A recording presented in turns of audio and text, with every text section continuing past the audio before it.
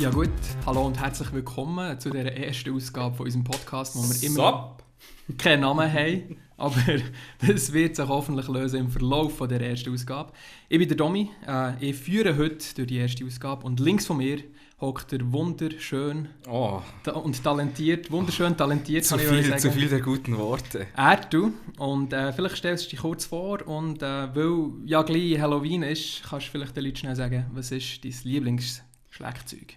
Yes, ich bin der Ertu. Wir sind hier, weil wir lernen, wie man einen Podcast macht. Und natürlich viel Spass haben und schauen, wie es klingt, wenn man in die Mikrofon reinrülpst. Mein Lieblingsschlagzeug finde ich noch schwierig. Also es muss fast etwas mit Schoki sein. Ich weiss auch zum Beispiel, dass ich Lakritz hasse wie die Hölle. Zu Recht. So viel zu mir.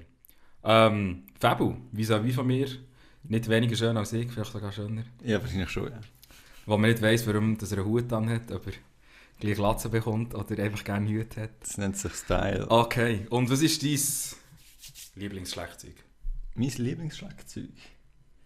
Gummibärli. Gute Wahl, immer gute Wahl. Sorry, ich bin nicht so vielfältig und so. Ich einfach, gerne so die einfachen Sachen. Ja, mit Schoki liegst du fast nie falsch, außer die weisse Schoki. Nicht gegen weisse Schoki. Weisse Schoki ist Scheissdreck. Weisse Schoki ist einfach nur Fett. Das ist einfach nur Butter. Sie hat das Recht zu leben. Yasin. Hier. Hallo. Links von mir. Hallo. Wie geht's dir? Und schöner. Ich hätte das Thema nicht mal weiterverfolgen. Okay. Ja, hallo. Ja, was ist dein Lieblingsschlagzeug? Mein Lieblingsschlagzeug. Ich hatte eigentlich viel Zeit gehabt, um daran zu überlegen, aber Tick-Tack, Tick-Tack, Tick-Tack. ich weiss es nicht einmal einfach. Milchreis. Das ist kein Schlagzeug. Das ist einfach süß, ja. Je Autos. nach Definition. Ich glaube, das müssen wir schon rausschneiden. Nein, es gibt alles drin. Gut, bevor wir anfangen, was ich gerne habe, sind Äpfelringli.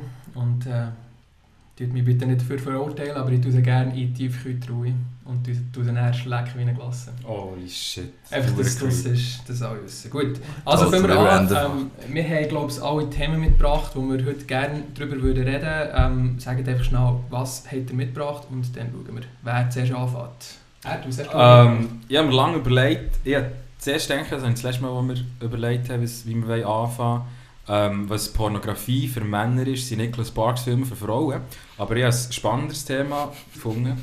Ich habe Wett verloren und musste auf Tinder. Und die Bedingung ist, dass ich eine Woche auf Tinder bin und alles rechts swipen.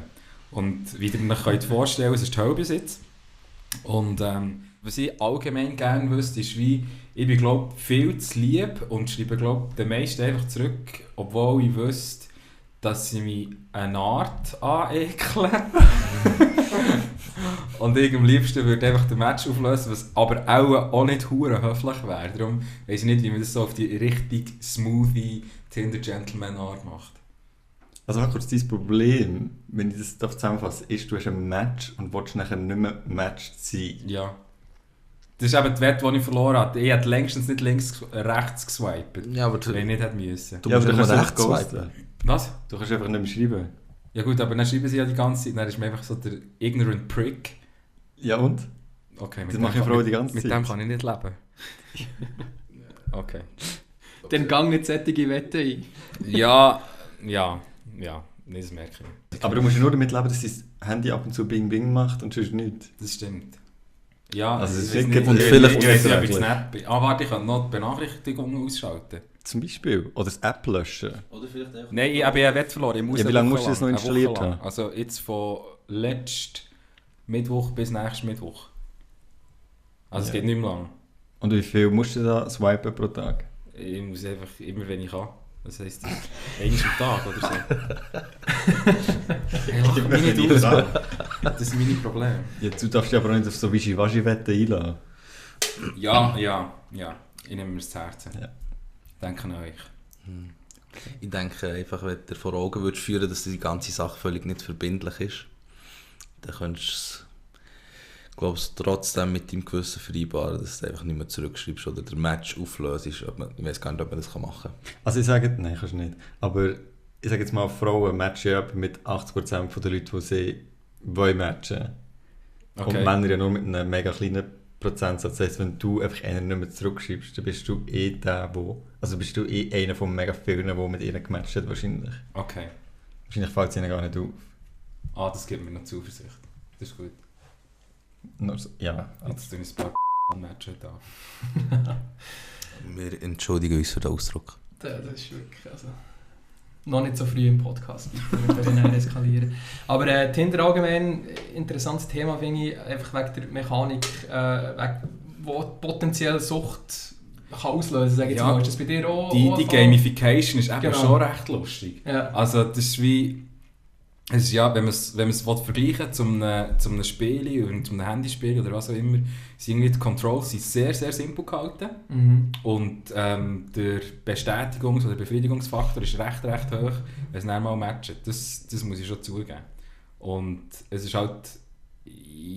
Das Fragliche halt darüber ist, ob man das auf menschliche Beziehungen so anwendet. Das ist nicht die andere Frage. Aber es hat wirklich auch Suchtpotenzial. Aber jetzt schon innerhalb von 3 Tagen hat es mir langsam angefangen, die ganze Zeit müssen zu swipen. Aber es ist Gott sei Dank immer auch schnell durch. Aber ich denke, ist es nicht schon langsam ein bisschen durch Tinder?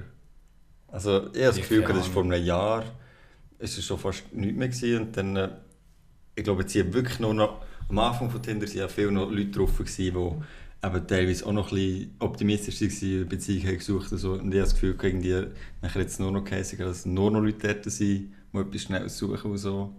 Und dann sind ja auch noch andere neue Apps gekommen, sind x neue Sachen gekommen. Also in meiner Wahrnehmung war Tinder schon lange durch gewesen. Ich kenne mich verdammt nicht aus. Also ich weiß nicht. Es hat doch nachher noch eine App gegeben, wo nur, wenn du gematcht hast, die Frau zuerst schreiben können. Mhm. Okay, verdammt Das ist so. sexistisch. Nein, weil die Männer ins Blau rausschreiben und nachher eine Antwort bekommen. Und dann, Aha, okay. ja. Aber in meiner Wahrnehmung ist Tinder schon lange durch. Also ich höre von niemandem mehr beim Tinder, außer von dir jetzt. Ja, aber auch nur, weil ich muss. Aber ja, gleich. Ja, eben. Ich keine Ahnung, also ja, mag sehr gut sein. Ich kann keine Aussage treffen, ob es noch in ist oder nicht. Aber so far hat es ja auch Frauen drauf, wo du wirklich denkst, auch wenn du gezwungen wirst, mit der wäre schon nice. Ja, es hat Date ein paar herzige und was noch easy ist zum Schreiben und so, was cool ist. Ja. Aber ich tue dann nachdem, dass ich dann fertig mit Tinder bei mir überlegen, ob ich irgendjemand von denen fragen will, um irgendetwas zu unternehmen. Okay. Habe ich es genug angehalten? Nein. Viel zu konkretes Bild. Okay, genau. Noch vielleicht als abschließende Frage, gibt es bei Tinder irgendein Incentive zum Geld auszugeben? Also hast du, wo du es gebraucht hast in deiner Karriere, sag ich jetzt mal, irgendwo mal das Gefühl gehabt, du musst Geld ausgeben, um die App besser zu nutzen? Ja, es gibt definitiv ein paar Sachen. Es gibt zum Beispiel, man hat 100 Swipes pro Tag, die man machen kann. Und dann, wenn du natürlich zahlst, kannst du natürlich unlimitierte Swipes haben. Ja, Oder dann kannst du auch zum Beispiel, das finde ich ein geiles Feature für Leute, die viele neue Freunde suchen, sage ich jetzt mal. Freunde. Dass man an verschiedenen geografischen Orten sein Profil aufblinken. Also zum Beispiel, wenn ich jetzt zahlen würde, könnte ich zum Beispiel irgendwo in New York City könnte ich irgendwie sagen, dass es mir dort auch anzeigen zum Swipen. Das finde ich noch spannend. Also, Das hat es früher noch nicht gegeben. das nicht gegeben. Oder was hat's noch? Oh, die Begrenzung hat es nicht gegeben. Es hat noch so super Likes. Hast du irgendwie am Tag, hast du glaube ich 1 und wenn du mehr, also wenn du zahlen, hättest du mehr dafür. Und ja, es hat ein paar Sachen, die du mit dem Cash mehr kannst machen, aber ja, es ist wie, oder auch Werbung, die es anzeigt, also der Klassiker, wenn du zahlst, hast du dann einfach keine Werbung mehr drin, und so solches Zeug. Aber jetzt will ich nicht seriöse Absichten haben, irgendwie ist mir nie der Gedanke gekommen, Geld dafür auszugeben. Und für deine Wette reicht es allemal. Ja, also ich will nicht mehr verlieren als nur die eine Woche. Nicht noch mehr Cash oder was auch immer. Alles klar. Gut. Dir zwei, Fabio und Jesu, die haben zusammen das Thema mitgebracht, ist das richtig? Ja, mehr oder weniger. Ja, also wir haben beide Erfahrungen gesammelt. Und ja, haben da sehr viel zu berichten eigentlich. Schießen mal los. Dann legt los, ja. Ich bin ganz ohr. Wollt ihr wissen, um was es geht? Sehr gerne, sehr gerne. Wirklich? Ja. Yasin, bist du bereit? Ich bin bereit. Okay. Sag's. Swiss Toy, Oh. Okay. Oh shit. 2017. Bis wann ist die gegangen? Die ist gegangen vom Donnerstag bis zum Sonntag. Ja. Letzte Woche. Okay. Zum Zeitpunkt von dieser Aufzeichnung. Okay, gut. Wann sind die gewesen? Wir sind Am Freitag sind wir gewesen, also 12. bis 15. war es, oder? Ja. Okay. Schieß Ja. mal los, was hat es gegeben? Nicht viel. Das ist verdammt enttäuscht, um das Ja. vorwegnehmen. Sie ist die 11 Stutz mit Vergünstigung nicht wert gewesen. Okay. Leider. Also was Bis auf einen hat's- kleinen Teil. Bis auf einen kleinen Teil. Du muss bist fair aber sein. letztes Jahr nicht gewesen, darum bist du ein bisschen unvorbereiteter gewesen Genau, als ich war vor ein paar Jahren gewesen. Also mit was für Erwartungen seid ihr hergegangen vielleicht? Genau, das nehme ich auch noch wunder. Also, ich war vor 2 Jahren das letzte Mal gewesen, und dann hat es zum Beispiel das Battlefield 4 gehabt, zum Ausprobieren, was Das war vor 3 ja... Jahren gewesen. Ist sogar vor 3 Jahren gewesen. Kann gut möglich sein. Das war dann ein paar Wochen vor Launch gewesen, einfach, oder was? Ja. Genau, und die haben dort auch so einen ziemlich coolen Stand gemacht. Ich musste vielleicht 10-15 Minuten warten, dann bist du irgendwie zu 20 reingeladen worden und hast einfach 10 gegen 10 Ja. online okay. dürfen spielen. Ah, das ist noch geil. Und das war eine ziemlich coole Erfahrung. Also eben, es hat gefällt, einfach, weil du bist völlig plötzlich 100% einfach bei der Sache gewesen, hast direkt Ja. dürfen Gamen probieren, hast nicht müssen lang zuschauen oder so. Ja, und meine Erwartung war eben gewesen, dass es vielleicht jetzt der OR Swiss Toy wieder ein Game, das kurz vor Veröffentlichung steht, sozusagen dort darfst du anspielen. Aber ist nicht wirklich der Fall gewesen, leider. Es hat schon etwas gegeben, aber das ist natürlich... Was hat es gegeben? Ja, Pokémon Tekken, das noch nicht draussen ist für die Switch. Pokémon Tekken. Wo aber schon mal auf der Wii U ist rausgekommen. Genau. Okay. Ist nicht auch Mario, Super Mario Odyssey? Nein, das ist Nein, sorry, verwechselt mit der Zürich Game Show. Nein, Odyssey hat es Hat's auch gehabt. gegeben. Hat's gehabt? Hat's Hat's auch gehabt. gegeben. Nintendo ist der einzige Hersteller, der sich noch ein bisschen haltet an der Swiss Toy, Ja. der Stand macht, der einigermaßen ansprechend aussieht. Die haben das Line-Up relativ ähnlich behalten wie die vorherigen Jahre. Die haben sich einigermaßen gehalten. Die zeigen Sachen, die ein paar Wochen vor Launch sind oder gerade raus sind gekommen. Ja, oder einfach sonst immer noch beliebt sind und gerne gespielt werden, Mario Kart und so Zeug. Ja. Die halten sich relativ gut. Was zurückgegangen ist, sind einfach die anderen Hersteller massiv. Also Sony vor allem, wo einfach mit FIFA 18 Ja. und mit PES ist gekommen. Ja. Also, Aber ich bin noch nie ein Swiss Toy gewesen. Das stelle mir so vor, es hat vor allem nicht E-Sport-Spielzeug, so Lego. genau, also das muss man auch Und so erwähnen. Also weiter und so sie fort. sind, glaube ich, ein paar Hallen. Und das E-Sport ein kleiner Teil ist und eigentlich nicht einmal spannend zum schauen. Also man muss ein bisschen differenzieren. Ja. E-Sports ist ja noch eine Untersparte von den Games. Ja. Sie haben auch ein bisschen E-Sports gehabt, aber man muss sich eigentlich... Früher war es ja noch die E-Games, die Ja. parallel zur Swiss Toy war. Die Swiss Ja. Toy eben mit den Spielen, mit den Bauklötzchen, Lego Ja. und weiss was alles. Und dann hast du noch die E-Games, die separat war, wo nachher eben Games war. Und die E-Games sind jetzt immer kleiner und kleiner geworden. Mhm. Und jetzt haben sie das Jahr das erste Mal ist jetzt nicht mehr die E-Games und Swiss Toy, sondern du hast Swiss Toy Classic Ja. und du hast Swiss Toy Digital. Okay. Weil sie jetzt quasi einfach wirklich noch ein Teil gemacht haben von Swiss Toy, weil Ja. es so klein ist geworden. Und früher war es aber so, gewesen, in den letzten 3, 4, 5 Jahren, hast du wirklich du hast eine Halle gehabt, wo die E-Games drin war, und das war wirklich eine Halle gewesen, wie eine Gamescom-Halle. Ja. Also es war wirklich eine Halle gewesen mit Games, die lange noch vor Release sind, wo du PS4 hast, die noch nicht draussen war, weißt du, Ja. so Sachen.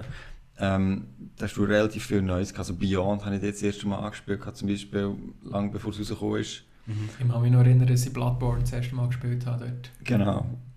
Und das ist jetzt auch mega retour gegangen. Okay.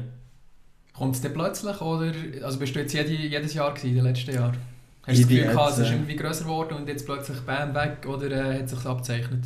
Ja, es ist jetzt schon immer ein bisschen weniger geworden. Das Jahr ist jetzt schon noch ein extremer Abfall. Wahrscheinlich auch mit der Zürich Game Show zusammen, weil die einfach extrem viel abgezogen haben. Wahrscheinlich. Mhm. Also vor allem Sony-Sachen sind jetzt nur noch der Zürich Game Show. Ja. Das ist auch ein bisschen traurig. Ja, es ist auch zielpublikumsorientiert, wenn man das so sagen kann, oder nicht?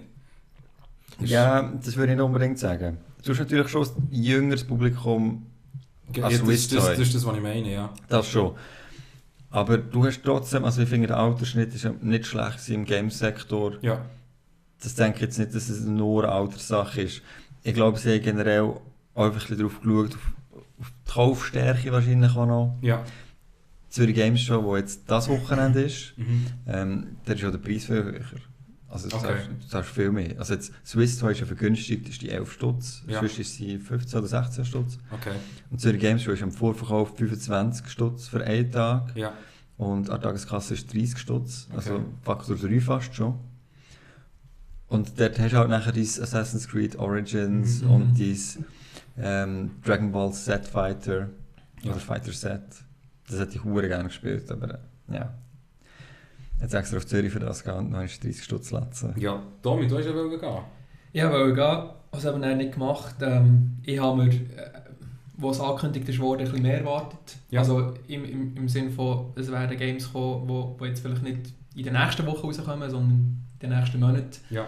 Aber schlussendlich muss man realistisch sein, glaube ich, was die Erwartungen an so ein Event in der Schweiz anbelangt. Ich glaube, wir werden nie irgendwie so eine Veranstaltung haben in der Grösse von einer Gamescom oder so irgendetwas. Erstens mal wegen der geografischen Nähe zur Gamescom und zweitens mal, weil halt einfach der Schweizer Markt relativ klein ist und es gibt andere Städte, die besser erschlossen sind und so weiter und so fort. Von dem her sollte man eigentlich so etwas wie Zürich Games Show unterstützen und ich habe mir fest vorgenommen, nächstes Jahr zu gehen. Ja. Aber der Preis ist schon frech, auch wenn es vielleicht mit einer Gamescom muss. Was ist Gamescom für einen Preis? Dort hast du 4-Tages-Pass, habe ich damals, vor 2012, habe ich 45 € gezahlt. Okay, ja. Für alle Tage.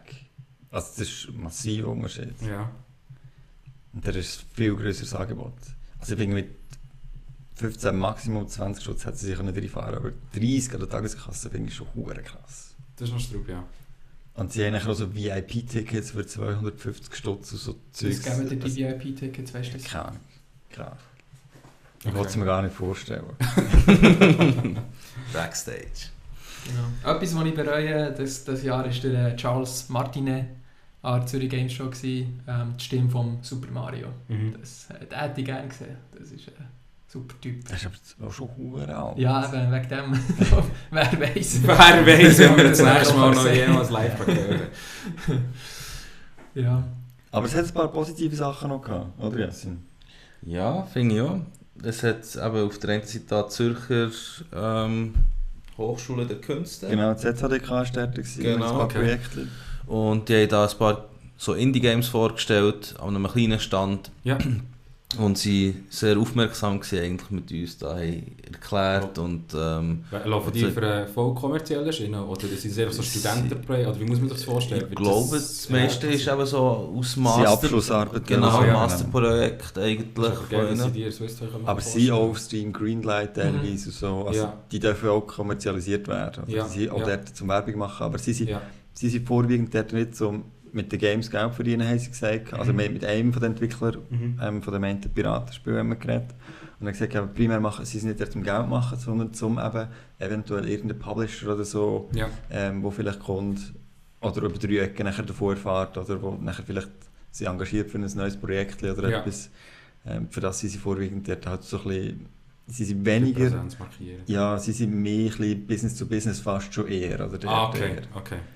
Aber auch ein bisschen zum natürlich ZHDK repräsentieren auch. Und also ich finde, da haben sie jetzt recht gutes, innovatives Zeug dort gehabt. Das ist geil. Ja, also ich weiss nicht mehr, ob du noch weißt, wie die Games heissen. Ja, einfach das Piratengame habe ich nicht herausgefunden. Genau, also das Piratengame, das ist eigentlich recht simpel. Du hast im Wasser eigentlich, was du dem sagen? Ja, du hast so eine Spirale gehabt, so eine Strudel, genau. Wo die Schiffe... Und jeder Spieler hat ein Schiff, ein Piratenschiff sozusagen, das eben entlang dieser Spirale, es kann eben nicht runterfallen, es geht einfach im Kreis um. Und du hast einfach wie 4 Spuren in dieser Spirale oder in diesem Strudel, den du kannst anwählen kannst. Und du kannst einfach dann Breitseiten aus der Breitseite rausschießen sozusagen und musst die gegenseitig runterfetzen. So. Oder eine andere Maschine fahren. Es ist eigentlich so ein Minigame mehr, also kannst du auf dem Handy spielen. Aber, also das Alleinstellungsmerkmal ist dort, dass über das Nachteil, es ist mit der Air Console, so eine Internetplattform, dass man es nachher eben, du kannst über das Nadel bei dieser Plattform anmelden und dann kannst du das Nadel als Controller brauchen, damit mehrere Leute einem Kompi quasi können zocken miteinander. Spannend. Das ist dort die Idee, ich glaube, dass sie mit dem haben experimentieren mit dieser Technik. Genau. Und sonst hat es dann noch... Und das hätte er auch anspielen oder ist es nur wie Präsentation gewesen? Nein, wir können anspielen. Auf meinem Nadel ist es aber nicht gegangen, obwohl ich ein recht neues Nadel habe und dann hat mir einfach der Entwickler hat mir sein Nadel gegeben. Okay. Halt aber ich glaube es einfach, weil du Firefox hast und... Ich habe es mal im Chrome ausprobiert, an dem hat es nicht geklappt. Ja.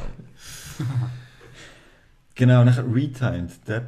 Wie heißt das so? Retimed. Retimed, okay. Genau. Das war auch eben so ein Projekt von ZHDK. Dort haben wir recht viel Spass gehabt. Also wir hatten dort easy viel Zeit noch. Ich glaube, das war das Game, wo wir am meisten gegamet haben. Ich glaube so, ja. Ich hatte ja noch meine 2 Cousins dabei gehabt, 15 und 13. Legen wir an. Genau. Sie sind stolz auf dich? Noch nicht. Fragen Sie dann nach dem Podcast. Nein, aber wirklich das 4. Hoch dort können gamen, das ist... Erzähl mal ein bisschen, was die sind Entwickler, tut uns pitchen in 4 Minuten, tut uns verkaufen, wir sind Publisher. Wieso sollten wir in euch glauben? Also, musst dir vorstellen, du bist 4 Leute auf einem Bildschirm, die können alle aneinander runterfetzen, mit Knarren, du musst Munition aufsammeln immer wieder, nachher, wenn du schießt, tust du nur eine bestimmte Anzahl Schüsse, oder? Und wenn deine Schüsse weg sind, dann jetzt muss zur Munition kommen, dann musst du wieder Munition suchen, aber du bist immer auf einer Karte, dass alle sehen, wo die Munition ist, dass alle wollen dorthin, oder? Wenn sie keine Munition mehr haben. Aber vielleicht steht einer dort, wo Munition hat. Das spezielle Feature ist aber schlussendlich vom Game, darum heißt es so Retimed, dass mit der Zeit ein bisschen spielt. Das heisst, wenn du auf einen anderen schiessst, sobald der Schuss in der Nähe von ihm ist, gibt es so eine Chronoblase um ihn herum, wo der Schuss und du selber verlangsamt sind. Ja. Das heisst, du hast ein bisschen mehr Zeit, dem Schuss auszuweichen. Und das gibt es eine recht schöne Dynamik, habe ich gefunden. Ja. Weil eben nachher teilweise so 4 Schüsse, geht nicht 3 Schüsse von den 3 anderen Mitspielern auf dich einprasseln und trotzdem kannst du vielleicht noch einen geilen Move in Zeitlupe machen, um dem Schuss auszuweichen und einen Retour fetzen. Das ist in Ego-Perspektive 3D? Nein, es ist 2D und einfach alle 4 Spieler auf einem... Also Splitscreen? Nein, nicht Splitscreen, Bildschirm, wie Super Smash Bros. Und so Zeug. Also dann muss irgendwie die Ansicht von oben sein oder irgend so etwas? Von vorne. Von der Seite. Von Seite und es ist eigentlich wie eine Worms ohne Runde. Okay. Wo du kannst umsteuern und du hast einfach eine Knarre. Ja. So eine Art Raketenwerfer mit irgendwie 6 Schüssen und sobald du die ausgeschossen hast, musst du halt auch wieder Munition holen. Ja. Und während dieser Zeit bist du einfach recht exponiert. Okay. Aber es ist wirklich sehr schön gezeichnet, dass sie sehr schöne Graphic Assets haben. Aber genau, das Ganze ist noch so ein bisschen, also fast ein bisschen Happy Tree Friends. Ja, genau.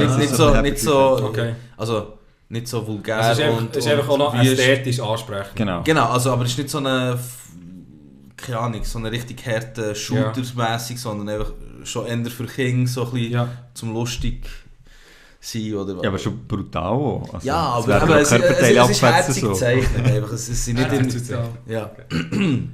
Aber dann hat es noch ein Game gehabt, das weiss ich auch, der Name weiss ich auch wieder nicht mehr.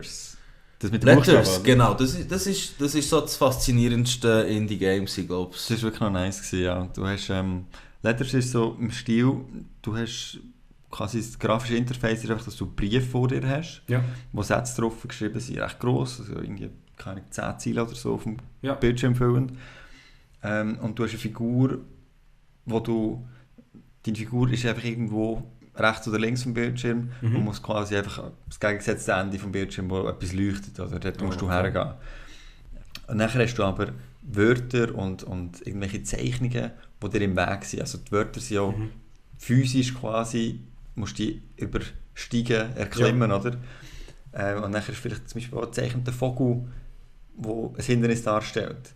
Und du musst nachher, durch das, dass du mit den Wörtern spielst, das heisst, irgendein Buchstabe von einem Wort löschst, oder Buchstaben einfügst in einem Wort, oder ein Wort nimmst, genau, das ganze Wort streichst und dann durch das hat der Satz eine neue Bedeutung und durch das, also weißt, sagen wir das Beispiel, was war das Beispiel gewesen? Aber zum Beispiel Cut und Cute. Okay. Genau. Und du hast irgendwie eine Katze und es steht eben, das ist eine süße Katze, this cat is cute und sobald irgendwie du gehst das Ega weg am Schluss und dann hast du einen Cut, wo du kannst runterwerfen und dann schneidest du einen Teil vom Brief ab. Und dann kannst du dort durchgehen. Und dann kannst du dort durch. Ja, okay. Also du hast eigentlich mit Wortspielen. Genau, oder einfach, dass so Okay. der Sinn von einem Satz umgeändert wird, so dass nachher irgendwie der Vogel wegfliegt, wo es vorher geheißen hat, er ist trapped und nachher ist irgendwie es trappt raus oder weiss was und nachher kann der Vogel wegfliegen und du kannst durchlaufen. Du musst ihm zuerst noch die Wings zuwerfen, dass er die Flügel bekommt. Genau, ja. Okay. Es sind teilweise noch recht komplexe Rätsel, aber trotzdem, also für einen einfachen Sprachgebrauch. Also ich denke, gerade vor allem für jemanden, der zum Beispiel Englisch lernt. Für den, oder Kinder, ja. Halt englisch sprechende Kinder. Ja. Oder Kinder, die eben im Englisch keine ersten, zweiten Jahre irgendwo sind. Ja. Für die ist es, glaube ich, schon noch recht gut. Ist es für das ausgelegt? Oder ist es... Das weiss ich nicht mehr. Also Ich mit denke, Zielpublikum es haben wir nicht erfahren, weil der Entwickler nicht dort war. Aber es wirkt schon für Kinder angepasst. Das schon. Aber ich glaube, dort ist primär ist es mehr um die Innovation einfach gegangen. Einfach etwas... Ich will etwas wirklich Neues machen, was sonst nicht da ist. Oder? Ja. Und man muss auch sagen, einfach für das es also jetzt, obwohl das irgendwie von ZHDK ist oder so, das Game, die Qualität, also das Interface, so wie das Game hat ausgesehen, wie das gezeichnet ist, wie das dargestellt ist, hat das, also kannst du vergleichen mit einem Indie-Game auf Steam, sozusagen. Okay. Also ich weiß nicht, was gibt es da auf Steam für Games, die du kannst mit dem vergleichen, wie vielleicht Valiant Hearts, so in dem Stil. Ja gut, so das ist das ist schon etwas, ja, natürlich, aber... Das ist Pseudo-Indie schon fast. Ja, das ist einfach die Sektion für Ubisoft, die so ein bisschen Indie-Projekte macht. Ja. Aber ich muss schon sagen, also es hat einwandfrei funktioniert und es hat schön ästhetisch ausgesehen. Ja. Also, hätte ich jetzt das wäre so ein bisschen meine nächste Frage, was so ein bisschen metamässig ist, so, was ihr an Swiss Toy gesehen habt, was gibt euch das für eine Meinung für die Aussicht der Schweizer Gaming-Industrie? Also ich denke, also ich hoffe, dass es positiv aussieht. Also wenn du schaust, was für Material rum ist, das ist eigentlich recht überraschend gut. Ja. Und müsste einfach seinen Weg, oder seinen Platz im Markt finden, wo eben der Kollege da, der das Ganze vorgestellt hat, dort auch gesagt hat, dass es extrem schwierig sei, oder das kommerzialisieren. Genau, absolut. Und eben, dass es für so kleine Grüppli eigentlich wenig Chancen gibt. Aber wenn man sieht, was da schon wenige Leute können zusammenbasteln können, ist das schon recht erstaunlich. Also ich glaube, der Skill ist wirklich vorhanden. Also die haben teilweise 3-4 Teams oder so Sachen rausholen mit Soundtrack und allem zusammen. Und ich muss schon sagen, für das vor allem vor ein paar Jahren habe ich das Gefühl, es war noch eher die Meinung in der Schweiz, ja, der Schweizer Gaming-Markt ist so ein bisschen für Mobile und viel mehr nicht. Oder? Das glaube ich, da sind wir schon langsam drüber aus. Da kommt schon immer mehr. Also du hast ja, wie heisst es da, Life of a Cockroach oder so? Hat er von dem auch schon gehört? Ist recht gut eingeschlagen auf Steam mal. Okay. Schon von Schweizer Entwicklern. Also ich glaube, da kommt schon immer mehr. Ja. Und jetzt auch wenn du die Sachen jetzt da Swiss Toy anschaust, im Vergleich, ich sage jetzt mal, ein Nidhogg, das könnte ganz so gut von Schweizer Entwicklern sein. Weißt? Also, das kann gut sein, dass man ein paar da einfach einen richtig grossen Wurf gelingt. Ja, okay.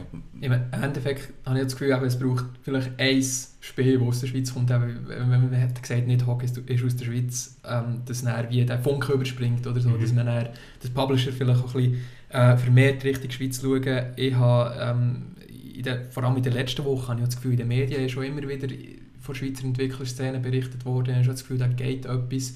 Und in den nächsten Jahren wird man sicher das eine oder grössere Überraschungsspiel aus der Schweiz sehen, habe ich das Gefühl.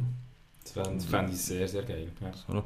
Ich glaube, das grösste Problem ist, dass die Leute sich damit aktiv befassen können während der Studienzeit sozusagen, wo sie auch das im Rahmen von ihrem Masterabschluss eigentlich machen.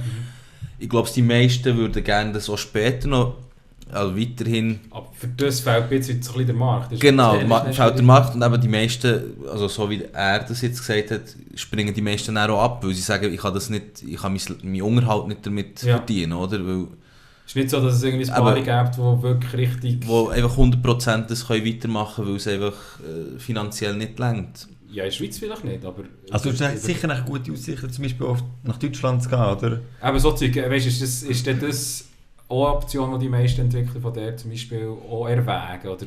Das kann ich nicht, also ich kann nicht für sie sprechen, ich weiss nicht, für das habe ich zu wenig mit ZHDK-Leuten über so Sachen geredet, aber ich kann es mir sehr gut vorstellen, dass sie nachher irgendwie zu Piranha Bytes oder weiss ich wo auf Deutschland gehen, oder Crytek oder so. Das könnte ich mir schon gut vorstellen, dass sie dort irgendwo unterkommen, weil sie lernen ja, glaube ich, auch ein recht breites Repertoire an.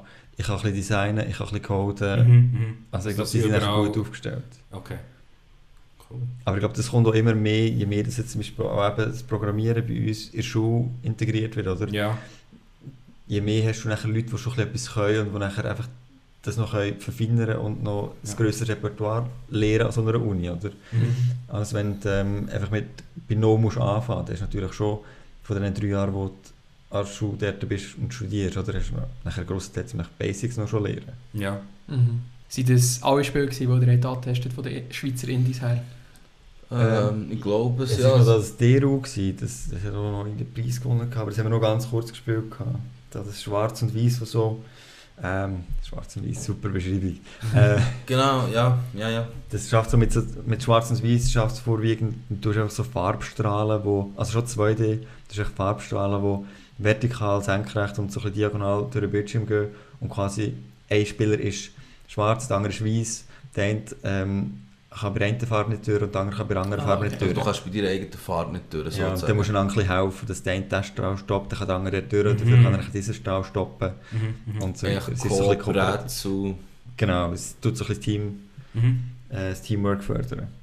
Was ich geil finde, in diesen 4 Beispielen 4 waren es, oder? Wo du erzählt hast, die extreme Bandbreite. Also weißt du, du hast wirklich, also von dem Konzept her, es ist so grundverschieden, was ihr jetzt alles erzählt habt. Das finde ich sehr, sehr spannend, sehr geil. Wenn ihr jetzt müsstet, oder wenn ihr uns würdet sagen, ihr müsst jetzt das Spiel spielen, eines von diesen 4, welches wäre das für euch persönlich? Also ich würde schon mal vorschlagen, der Faust hat etwas anderes als ich, das ist schon mal auf 2 würde gamen, aber ich wäre für Retimed, oder wie? Retimed, ja. Retimed. Das wäre jetzt auch so in einem 4er-Gruppe, einfach am Samstag, aber recht cool, so einfach mal zum Anzocken, ja. Das macht wirklich Spass, ja. Also es ist vom Spassfaktor so bei einem Gang Beasts, glaube ich, so ein bisschen rum. Kennt ihr das? Was? Gang Beasts. Nein. Wo so, das ist zwar 3D, aber das sind auch so 4 Leute, die einfach aufeinander klein kloppen, weißt und eben einfach bis keiner mehr steht quasi, ja, aufeinander einkloppen und Retimed ist halt wirklich einfach das Gleiche. Also der Ball ist einfach aufeinander, bis einer am meisten gewonnen hat quasi. Ja, also, abgeschossen genau, 2 gegen 2 ist ja, sind 2 Teams. Und ja, aber du kannst auswählen, wir haben 2 Teams gespielt, aber du hast können, also Team Deathmatch oder einfach Deathmatch können spielen. Ja, okay. Aber es hat wirklich Spass gemacht. Was würdest du empfehlen? Was wäre dein Favorit? Ja, nachdem ich meinen genannt habe. Es tut mir fast ein bisschen weh, weil der vom Piratenspiel hat sich wirklich Zeit genommen für uns und jetzt wirklich mega herzig erklärt. Okay, also der Entwickler dort oder ja, was? Okay. Aber das Spiel hat halt schon... Ja, du hast auch gemerkt, ich will die Technik ausprobieren und darum muss ich nachher schon sagen, dass Letters dort einfach auch vom Innovationsgrad her mit diesen Wortspielen und so, das muss ich schon sagen, das ist wirklich etwas, wo man her sitzt und so sagt, das spiele ich jetzt mal eine halbe Stunde und will einfach schauen, wo es mich herführt. Okay. So Sachen kann ich noch gerne.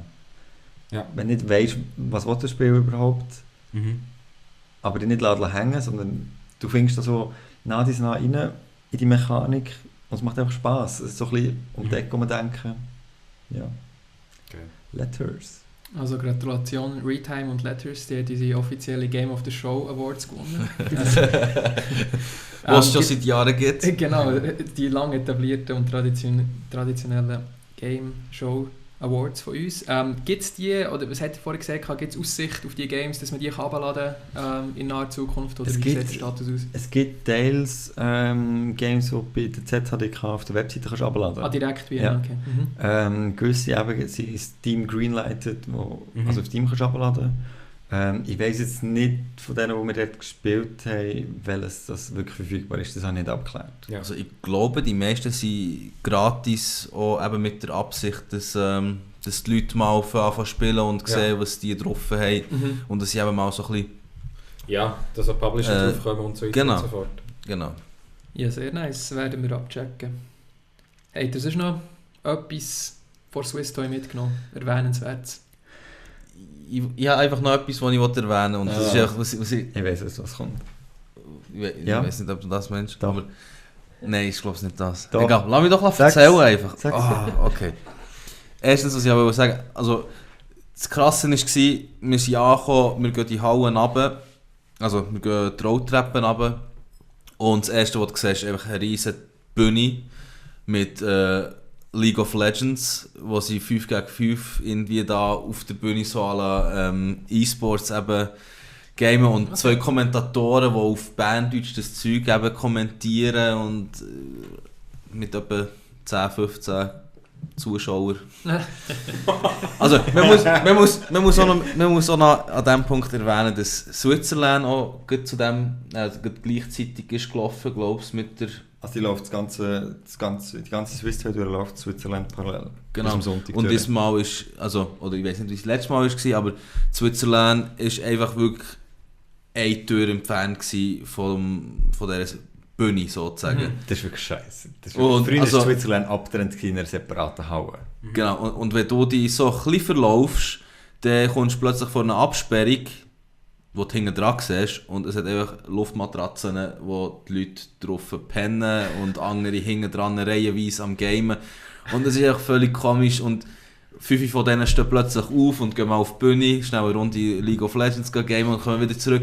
Das habe ich nicht ganz gecheckt, aber ich glaube, es hat wirklich einen Shift gegeben von Publisher, von Game-Herstellern, die dort sich gerne auf den Markt bringen würden, zu irgendwie so schon kommerziellen Sachen wie eben League of Legends, wo ich nicht verstehe, wieso dass man müsste als Swiss Toy dort eine Bühne... Also es hat ein Turnier gegeben, das muss man auch sagen, es hat ein LOL-Turnier gegeben mit Preisgeldern, aber ja. Ja, vor allem finde ich es krass, du hast die Switzerland gehabt, wo einfach eben wirklich nicht mehr abgetrennt war, physisch. Also du hast wirklich... Dort, es war einfach ein Metallgitterli quasi, wo die abgetrennt hat. Oder du hast nicht durch dürfen, solange nicht an Switzerland teilnimmst. Das heisst, die müssen als Teilnehmer Geld zahlen, ein Ticket kaufen dafür, wo recht teuer ist für den Platz. Und, jetzt war es aber wirklich so gewesen, dass du die Bühne dort hattest, die so nahe war an dieser Switzerland. Dass die einfach permanent beschaut wurden. Krass. Also das ist wirklich, das stell mir ganz grauenhaft vor, wenn du in Switzerland bist. Die Nase reiben, ja, und dort bist du am Zocken und nachher willst du vielleicht ein bisschen pennen, weil du vielleicht auch die ganze Nacht durchgegamet hast. Dann willst du am Tag ein bisschen pennen und nachher ist einfach die Bühne, die einfach geschrauen wird von diesen Moderatoren. Auf der anderen Seite hast du einfach Leute, die einfach an dir vorbeilaufen und du bist dort am Pennen. Also das ist ja, ist recht unangenehm, stell mir das vor. Noch eine Sache war, das Virtual Reality Center. Ja, das habe ich gedacht vorher. Aber das hast du sicher. Erwähnen. Und zwar gibt es in Zürich, also ich glaube, es gibt es mittlerweile auch zu Basel und irgendwo tun sie noch auf, ich habe jetzt nicht mehr ganz im Kopf vor. Aber es ist das Virtual Reality Center, wo du eigentlich in einer kleinen Halle, so wie ich das verstanden habe, kannst du dich für Adventures anmelden. Also es ist so eine Art Lasertag mit Virtual Reality. Also du tust nicht unbedingt Lasertaggen, aber... Und das ist einfach VR-Brille auf dem Kopf. Und genau, plus eine Weste, wo dann hinten drauf noch, glaube ich, jenste Sensoren und...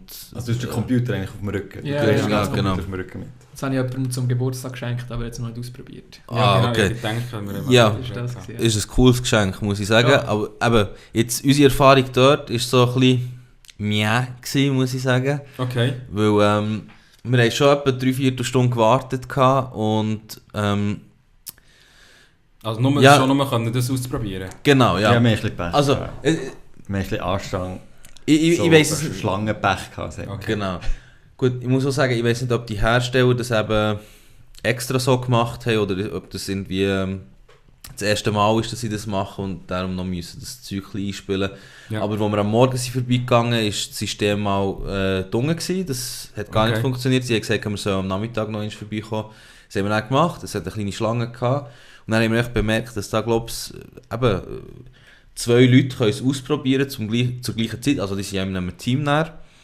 Und das Ganze geht 15 Minuten pro Turnus sozusagen. Okay.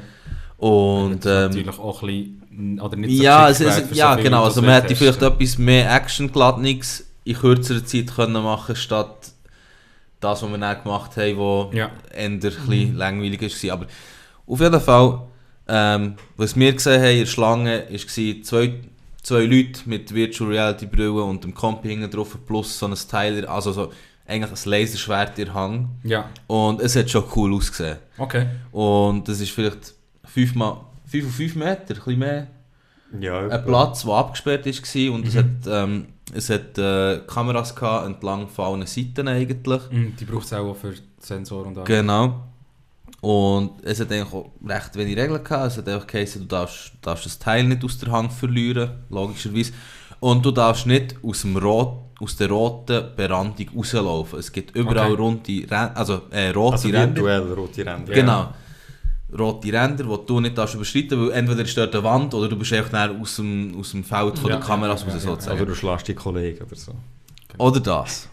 Wobei, das wäre das kleinste Übel. Aber genau, wo wir dann an die Reihe kamen, hat es einen Shift gegeben bei diesen Typen, die das haben geleitet dort. Und der eine hat sich dann in ein Gespräch vertieft mit den zwei vor uns, die einfach die Weste immer noch hatten. Das heisst, wir haben für nichts noch länger gewartet, bis die mal fertig geschnurrt haben. Und dann haben wir unsere Instructions bekommen und sind auf das Spielfeld hergelotst worden, mit der Brille schon an und voll ausgerüstet. Und aber es ist nicht Star Wars. Jetzt dürfen sie wahrscheinlich auch aus Lizenzgründen. Genau, also sie dürfen auch nicht sagen, es ist pretty much Star Wars. Genau, Rip-Off. Genau, Rip-Off. Okay. Und sie haben es gestartet und wir waren in einem Lift. Also ich habe dann gesehen, ich sehe den Fabu vor mir, also... Und er ruckelt so und alles. Und er gestrahlt. Der Fabu in einer richtig nice Rüstung und so. Und dann haben wir virtuell auch noch gesehen, ja. Okay. Genau. Und das erste, was ich gemacht habe, ist natürlich mal so schön umschauen, oder auf und ab, rechts, links, so logisch, mal die Welt irgendwie so auf einen einwirken. Und das erste, was ich bemerke, ist einfach, gerade vor meinen Füßen ist eine rote Linie. Und ich habe dann umgeschaut und habe gesehen, in der Ferne ist keine rote Linie mehr. Aber eine rote Linie trennt mich vom Fabu. Okay. Also haben sie mich sozusagen außerhalb vom Spielfeld gespawnt. Okay. Und ungünstig. dann haben sie gesagt, jetzt lassen wir euch Lichtschwert an. Ja. Und dann ist es gegangen. Dann ist der Lift oben angekommen, sozusagen dort, wo die ganze Sache losgeht. Okay. Und dann ist mein Lichtschwert nicht mehr gegangen. Und eben, der Fabu hat schon richtig Freude gehabt, was ich machen musste, ist die Brillen abnehmen und zu denen laufen und sagen, mein Lichtschwert geht nicht. Ja. Was jede macht, wenn es bei ihm nicht mehr klappt. Genau. Du hast echt den Vorschnitt gehabt. Ja, wie es aussieht. Und eure 15 Minuten waren aber am Laufen gewesen. Genau, das haben wir aber erst später also 15, das ist glaube ich eigentlich auf 10. Oder 10, ja, ich weiß auch nicht. Auf jeden Fall haben sie gesagt, okay, wir starten neu starten. Und dann sind wir plötzlich wieder in diesem Lift gewesen und diesmal alles okay. Also ich bin auch wieder rausgerissen worden. Genau. Auf einer roten Linie und alles okay und Lichtschwerter funktionieren. Und er hat uns schon mal 4 Minuten durch gewesen, ja. Genau, er hat uns vorher schon gesagt, ja, eben, irgendwann kommt der Moment, wo einer von euch in ein blaues Ringli muss stehen und der andere muss in ein gelbes Lichtli stehen. Okay. Und wir sind auch eben auf diesem Spielfeld, wir werden abgeknallt von so fliegenden, also Drohnen, ja. Genau, so wie Drohnen, die eben die mit Laser abschießen und du musst halt mit dem Schwert so deflektieren, genau, dass es ihn bereicht am Schluss. Aber das hast du fast nie geschafft. Ja. Also dass der andere Spieler bereicht oder Drohnen? Nein, Drohnen. Du spielst zu zweit gegen AI sozusagen. Ja. Und dann hast du immer wieder so random Roboter, die dich ansäckeln. Okay. Und die musst du auch noch schnell runterfetzen. Was ich cool gefunden habe, du hast eben an dieser Weste Vibrations... das war wirklich geil, das Gefühl. Und sobald also du hast eine Weste gehabt, wo überall dran so Vibrationsdinge... Genau. Ja, also du hast keine Ahnung auf dem Rücken, was ist 16 Punkte oder irgend so etwas gewesen. Okay. Also du hast wirklich recht genau... Also okay. wo es dich trifft, weißt, hast du können sehen Also das ist wirklich oder okay. spüren, von wo schießt der. Also wenn du irgendwie in den Rücken geschossen worden bist, jetzt der da vibriert und du hast wirklich das Gefühl gehabt, du bist jetzt Genau, in den du Rücken hast geschossen wirklich unterscheiden, hat er mit Nieren getroffen oder ein Schulterblatt oder so. Recht Das ist schon cool gewesen. Aber wir sind einfach nie so weit gekommen. Und das mit diesen 16 Punkten hat er auch wahrscheinlich bemerkt, weil mein Lichtschwert so zum Teil einfach an seinem Rücken entlang ist. weil du voll nicht kannst einschätzen kannst, wie weit die Distanz ist. Also, dein Licht, also so wie ich es gesehen habe, habe ich 3 Meter Distanz von ihm gehabt, im Spiel, aber in Reality sind wir eigentlich 1 Meter voneinander weggestanden, sozusagen. Also, es war noch ein bisschen verzerrt. Look at them, that's that homo couple. Ja, aber dann hat es plötzlich geheißen, ja, bitte gebt uns Equipment zurück. Also es ist auch so eine Einblendung. Also ist okay. wirklich, ja. So Aber summa spielst summarum eigentlich geistig, aber schlechte Durchführung. Ja, genau. Ja, die haben einfach so einen fixen Timer drin gehabt, das war einfach der Scheissdreck gewesen. Und das Spiel ist eigentlich noch weitergelaufen. Ich habe es nachher auch auf dem Computer gesehen, das ist weitergelaufen. Aber bei uns ist einfach die Anzeige gekommen, es ist durch, gibt das Equipment wieder ab. Oder? Ja. Und sie haben selber es nicht so richtig checken können, weil wir nehmen es so ab. Und sie so, was ist etwas nicht gut? Und wir so, ja, steht, wir sollen es abgeben. So, okay, in dem Fall, ja. Ja, da ist Dann die ist Zeit fertig abgelaufen. gewesen. Ja. Okay. Und das ist einfach der Scheiß, weil vorher haben uns noch andere eben auch noch erzählt, okay, das ist mega cool, so, und sich mega zum Arsch. Das wäre noch nicht so lange dort gestanden, oder?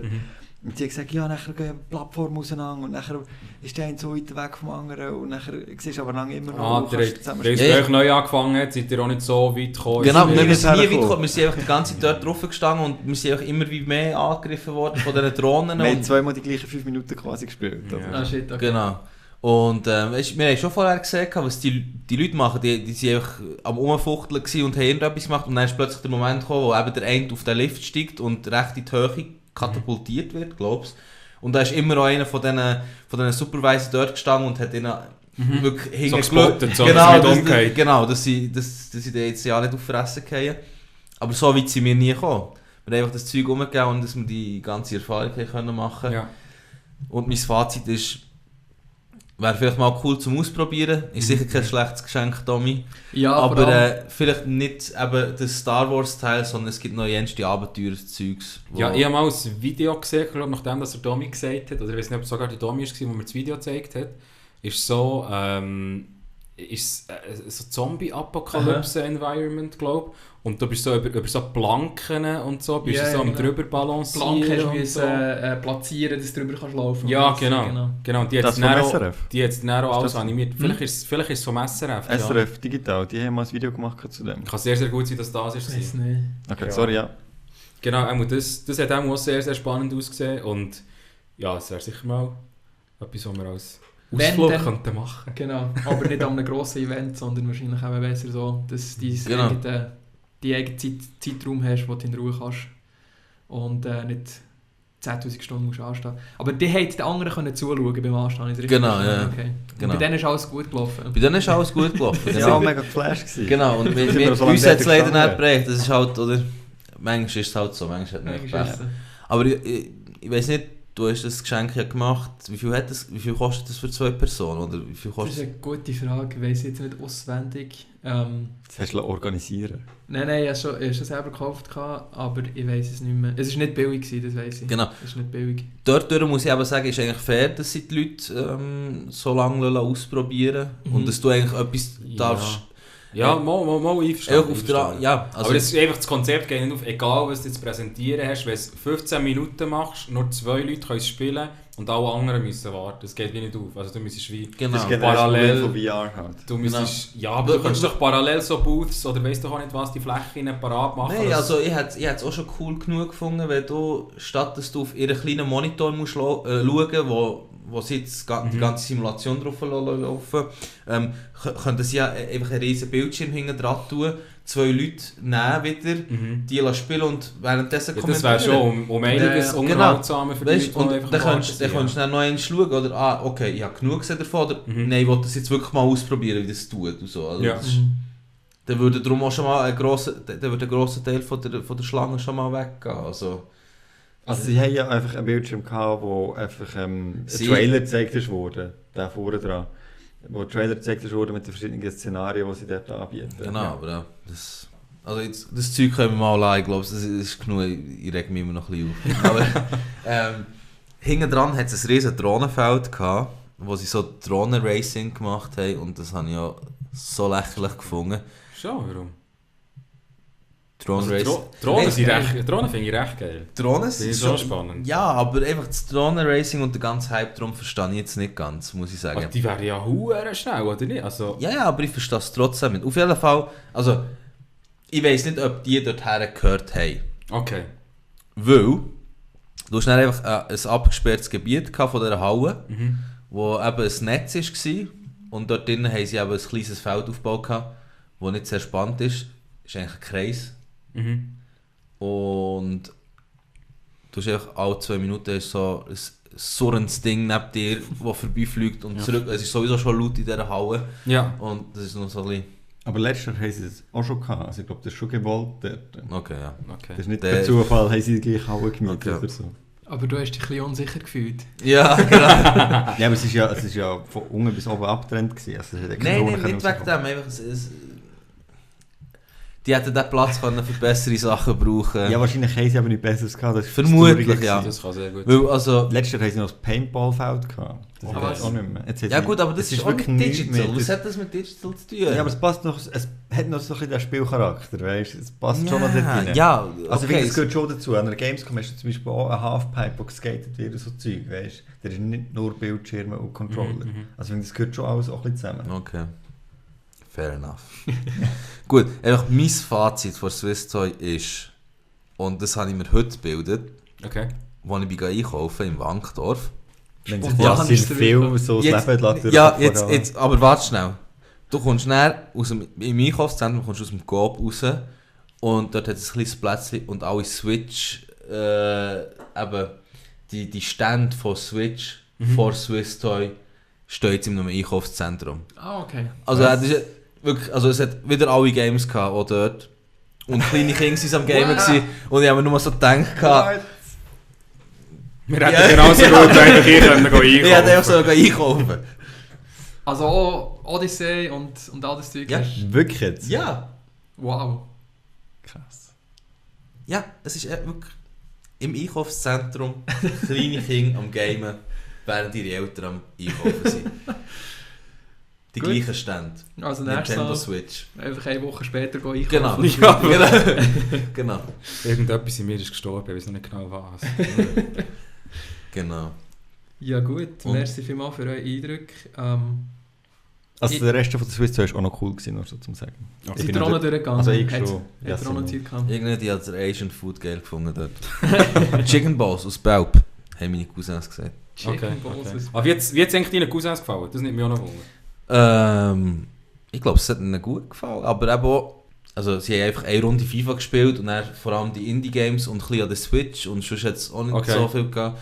Der eine, also der Lemmy, der ist ein bisschen League of Legends begeistert und Ja. der Miran, der ist mehr FIFA begeistert, also es hat für beide ein bisschen etwas gehabt, aber ich glaube, die hätten auch gerne etwas gesehen, was neu ist, was Okay. richtig neu Also ist erst und das wo, Gefühl, dass sie auch eher so underwhelmed gewesen. ich glaube, sie waren einfach happy gewesen, dass sie mit ihrem coolen Cousin etwas, mal einen Okay. Tag können zusammen verbringen Ah, ja. obwohl der Fabian ist mitgekommen. Wer wäre das nicht? Ja, aber ich glaube, der Fabian hat sich können tolerieren. Okay. Ich möchte mich an dieser Stelle nicht weiter äußern. Zur Kenntnis genommen. No comment. Also nach der, würde ich mal sagen, generell positiven Eindrücken, plus minus, würde ich gerne noch das Thema aufgreifen, wo die Stimmung runterzieht zum Ende des Podcasts. Oder? Ist gut. Ja. Wir wollen ja nicht glücklich da rausgehen. Und zwar, vielleicht habt ihr ein paar Sachen von denen gehört, die ich jetzt wieder erzähle. Sie haben sich in den letzten Wochen, in den letzten Monaten ein bisschen gehäuft. Und das sind Sachen, Oh die mich nein. extrem Bring aufregen. it. Nein. Es sind Sachen, die mich extrem aufregen. Ich werde vielleicht Oh, oh. ein bisschen rumschreien. Ich entschuldige mich schon jetzt dafür.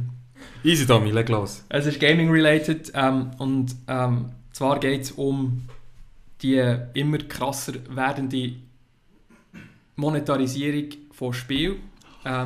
Zwar, was ich mit dem meine, kennt ihr das Konzept von der Lootboxes?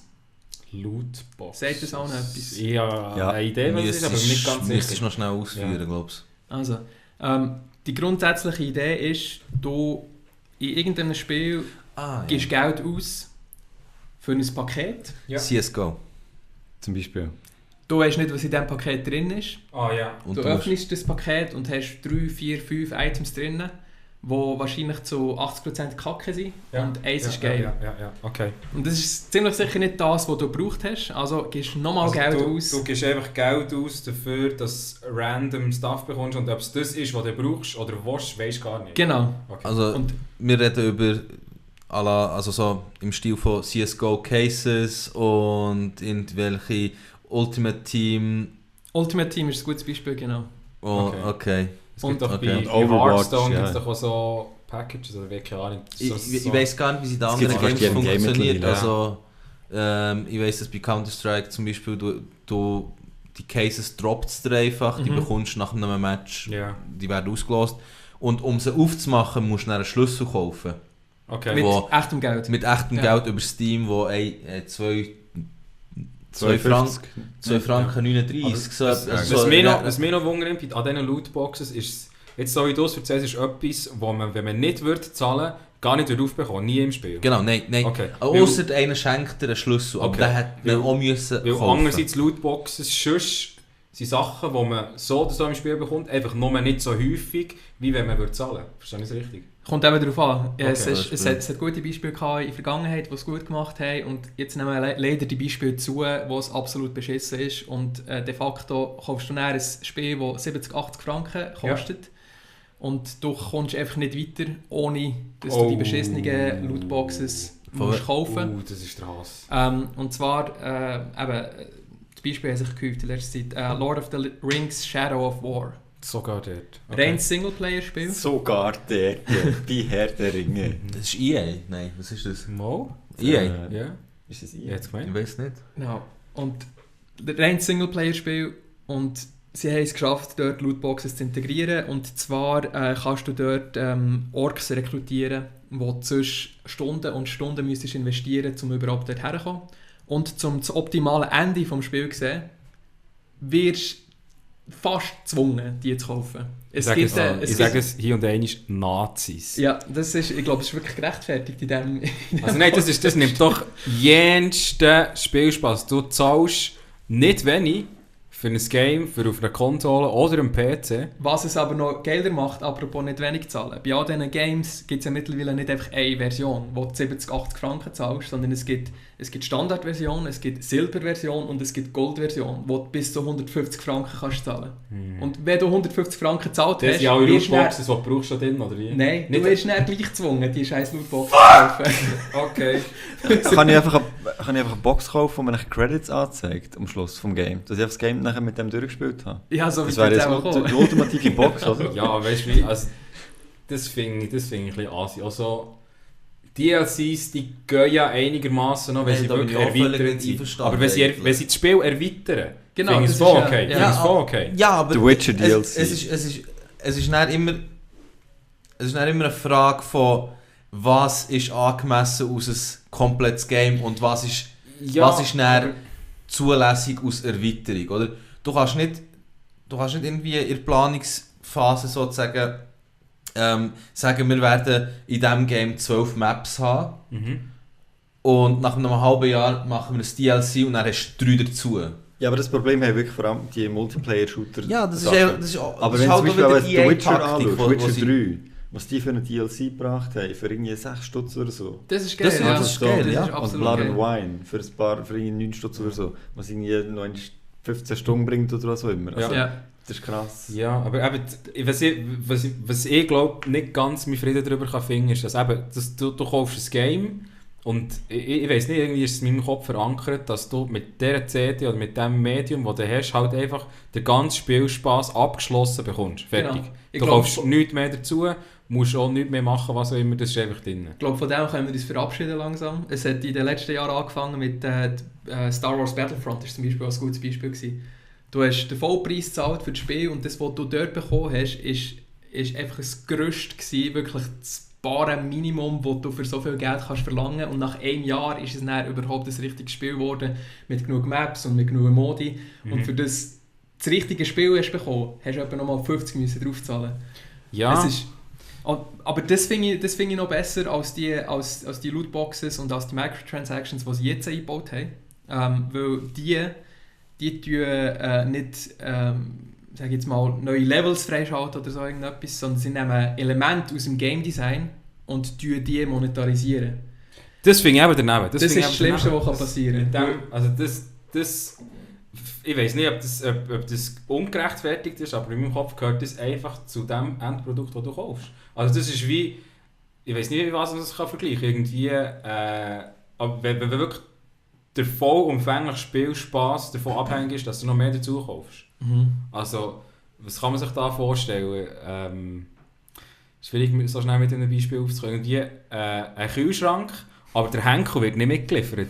Man könnte ihn ja anders irgendwie mit einer Brechstange auftun, aber der Henkel musst du noch zusätzlich kaufen. Oder der Temperaturregler. Das ist ja ein völliger Schwachsinn. Also finde ich, gehört nicht getrennt.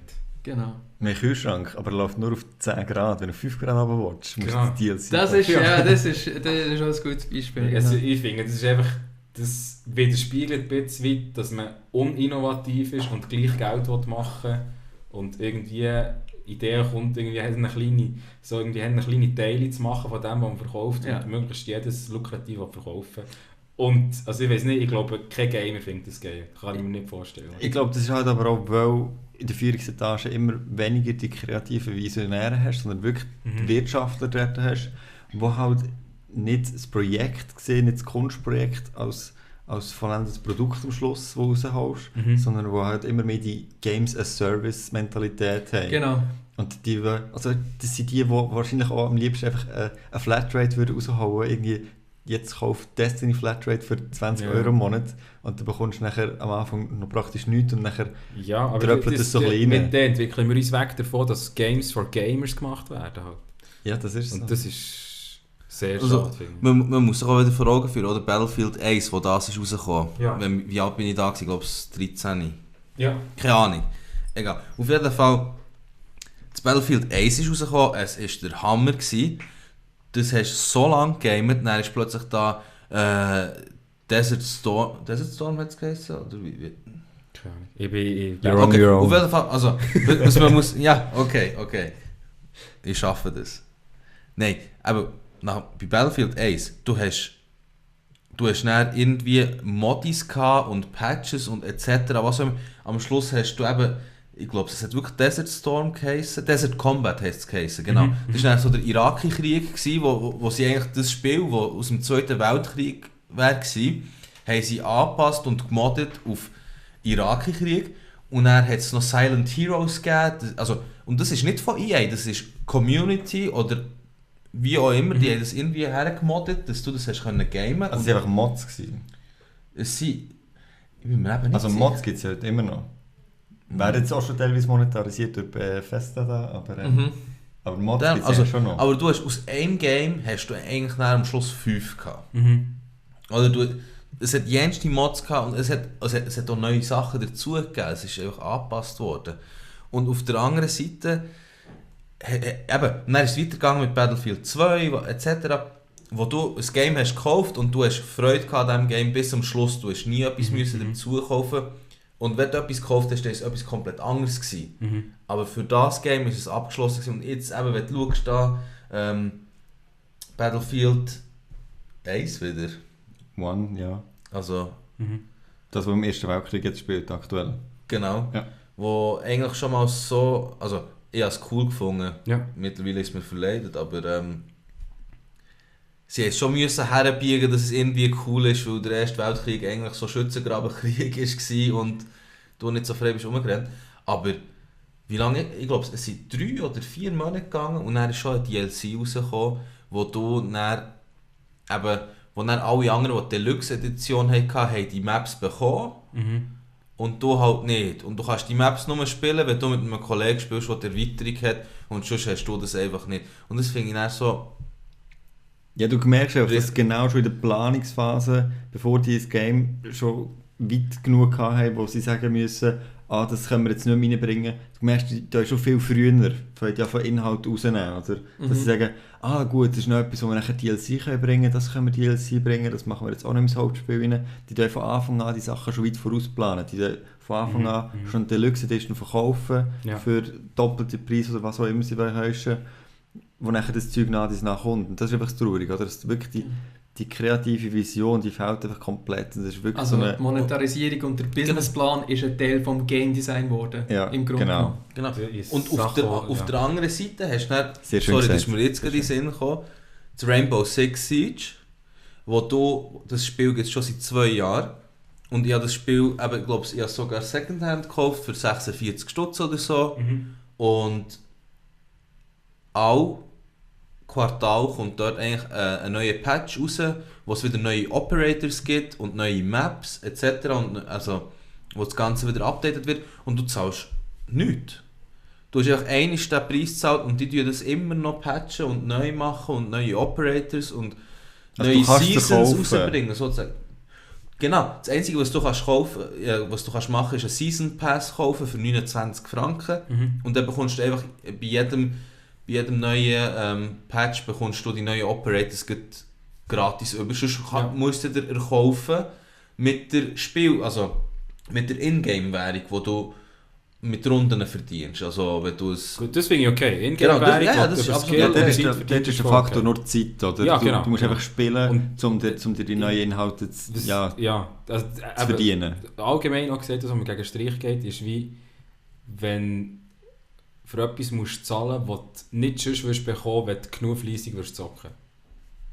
Weißt du, wie ich meine? Genau, ja. Also Zeug, das du XP kannst oder alles Zeit zocken, oder was auch immer. Also es geht nicht. Das finde ich eigentlich schade. Also das ist nicht einfach, das ist Pay to Win, ist das nicht nur? Oder nein, Pay to see the fucking end of the game. Pay to progress, aber bei Rainbow Six geht es ja darum, dass du nicht Operators bekommst. Also das Ende vom Spiel, das komplette Game hast du sowieso. Aber ich finde, es macht es viel, viel spannender, wenn du zum Beispiel 2 oder 3 Operators rausbringst, neu, oder, die alle spezielle Fähigkeiten haben. Und sie kosten dann einfach 25'000 kosten die, oder? Ja. In-Game-Währung und du bekommst pro Match etwa 300 bis 400, wenn du gewinnst.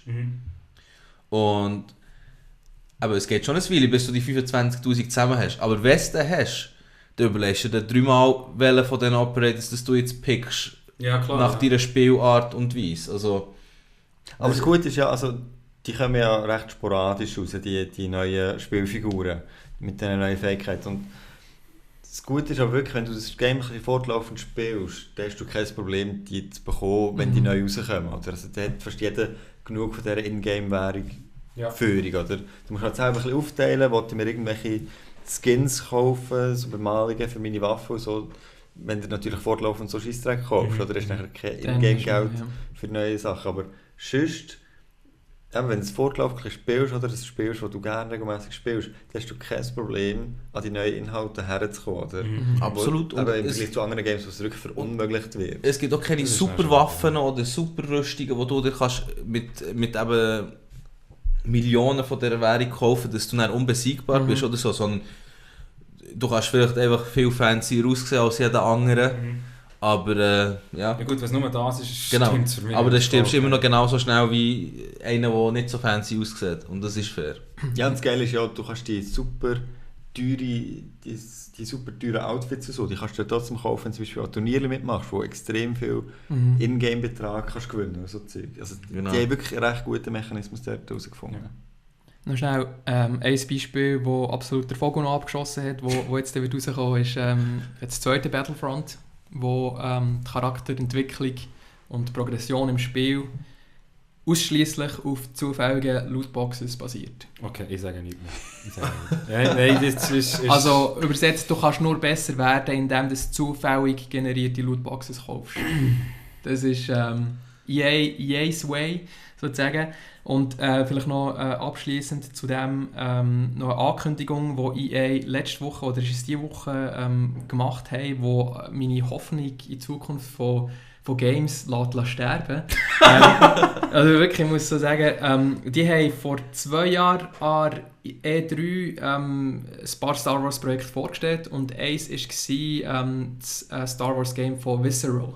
Es hätte ein Singleplayer-basiertes Story-Game werden und für das haben sie extra Damien Henning von Naughty Dog geholt, der bis dann an den Uncharted Games gearbeitet hat, als Lead Writer. Ja. Ist nicht vorher Community Managerin? Ist das die so krasse Karriere hergelegt hat?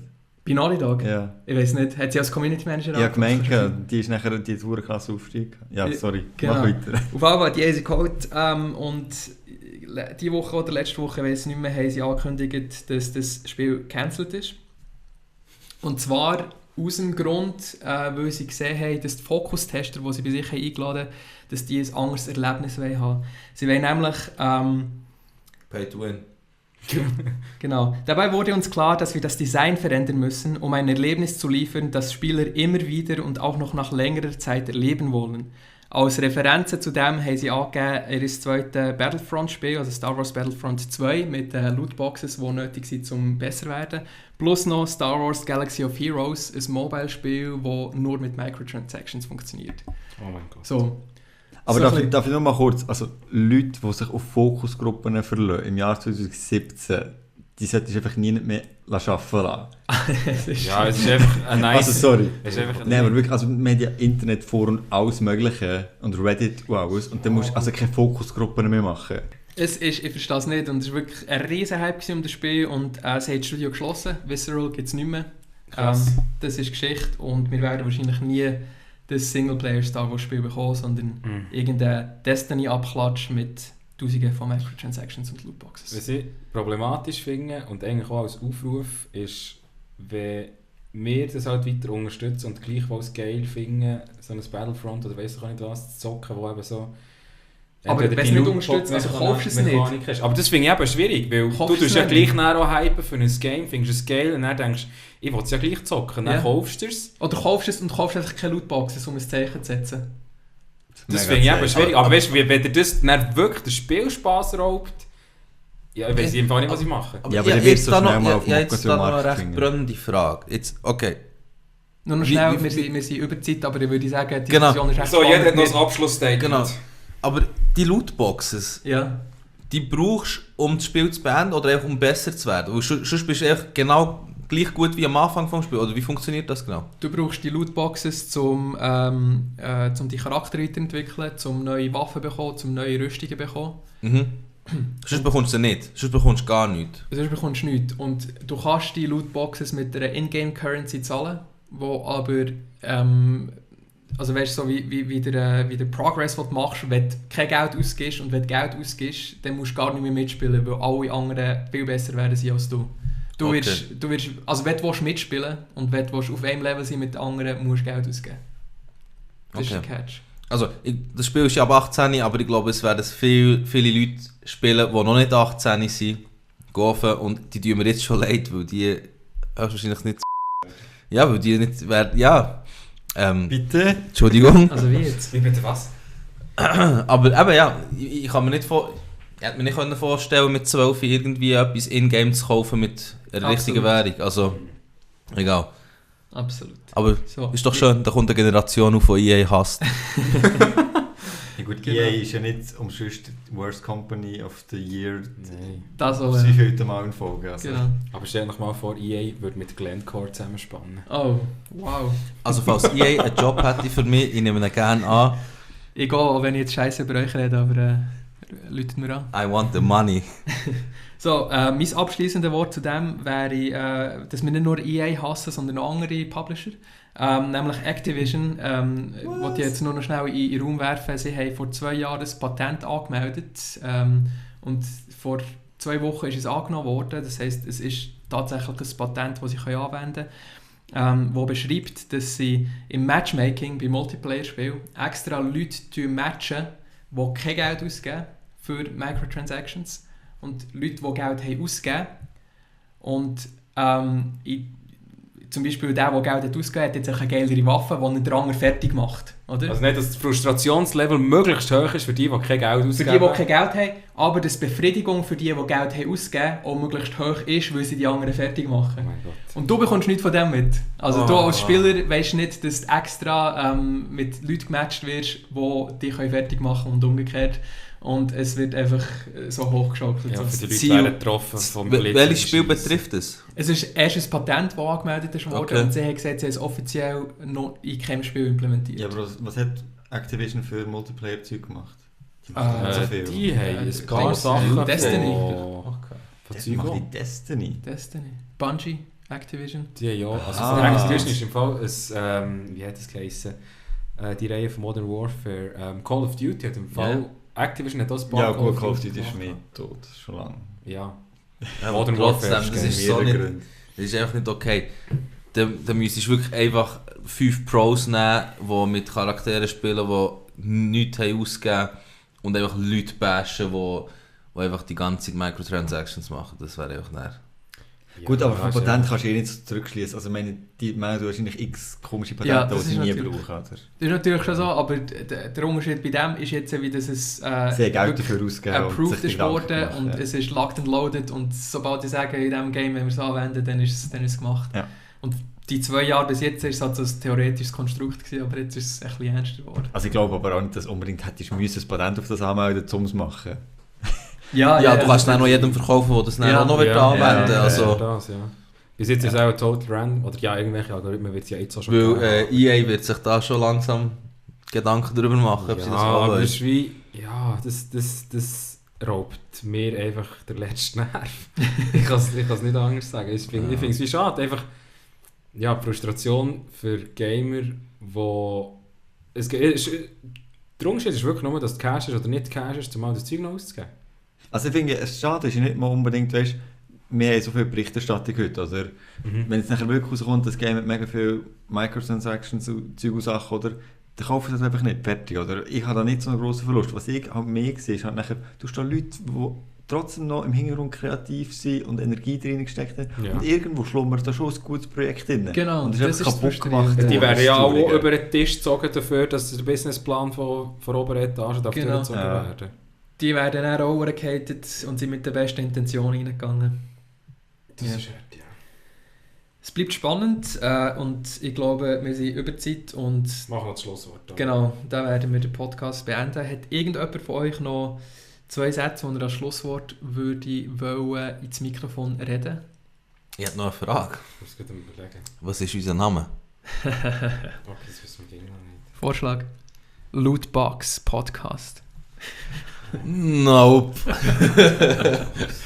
Machen wir uns beliebt. Ich esse jetzt, glaube ich, ein bisschen Lauch oder so. Lootbox, dann haben wir schon mal gegeben. Aber es gibt ja... Gut, das ist ein anderes Thema, aber das reden wir nicht. Noch schnell etwas abschließen. Lootbox Generation? Das müssen wir jetzt nicht da ausfechten. Nein, es geht viel zu lang. Lunchtime. Ich bin noch Schlusswort am Überlegen. Geile Session gewesen, von Tinder über Swiss Toy zu wie das grosse Game Company uns das Blut aus den Adern saugt. Dramatisch. Ja, Gamers stay true. Das ist alles, was ich zu sagen habe. May the Force be with you.